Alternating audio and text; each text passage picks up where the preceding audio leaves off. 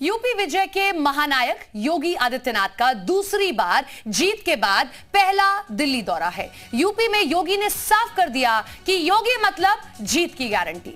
पूरे चुनाव में विपक्षियों के तीखे हमले झेलने के बाद योगी आदित्यनाथ की सियासी शख्सियत और निखर कर सामने आई है। नोएडा आने का मिथक हो या कुछ और, योगी ने सारे मिथकों को तोड़कर इतिहास के पन्नों में अपना नाम सुनहरे अक्षरों से दर्ज कराया है। ये रिपोर्ट आप देखिए।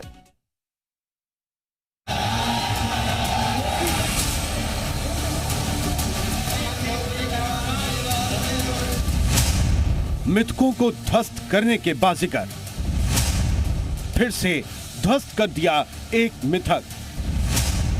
इतिहास के पन्नों में दर्ज कराया नाम। राजनीतिक जीवन के शिखर पर योगी। केवल चौका और छक्का लगाने के लिए हम लोग आपके बीच आए हैं। आज सरकार दमदार तरीके से जनता की सेवा कर रही है और माफिया कीड़े की तरह रेंगता हुआ दिखाई देता है।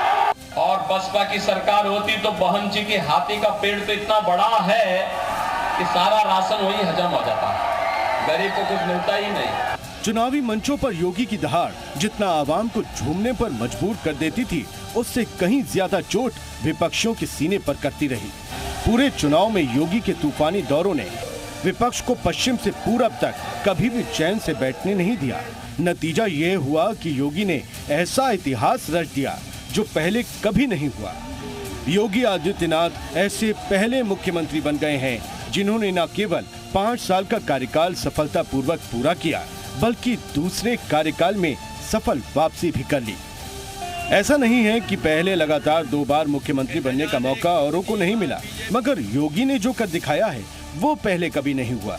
यूपी में 1951-52 के बाद से अब तक डॉक्टर संपूर्णानंद, चंद्रभानु गुप्त, हेमवती नंदन बहुगुणा और नारायण दत्त तिवारी ने लगातार 2 बार सीएम पद की शपथ ली, लेकिन ये मौका अलग अलग विधानसभाओं के लिए मिला। यानी मुख्यमंत्री के तौर पर योगी आदित्यनाथ ने एक बड़ा इतिहास रच दिया है। वैसे योगी आदित्यनाथ मिथकों को तोड़ने के मामले में सबसे आगे रहे हैं। याद करिए, जब नोएडा में योगी आदित्यनाथ प्रधानमंत्री मोदी की सभा में पहुंचे थे, इससे पहले सियासी गलियारों में ये बड़ा अंधविश्वास काम करता था कि जो भी मुख्यमंत्री नोएडा पहुंचता है वो कार्यकाल पूरा नहीं कर पाता, वो दोबारा मुख्यमंत्री नहीं बन पाता।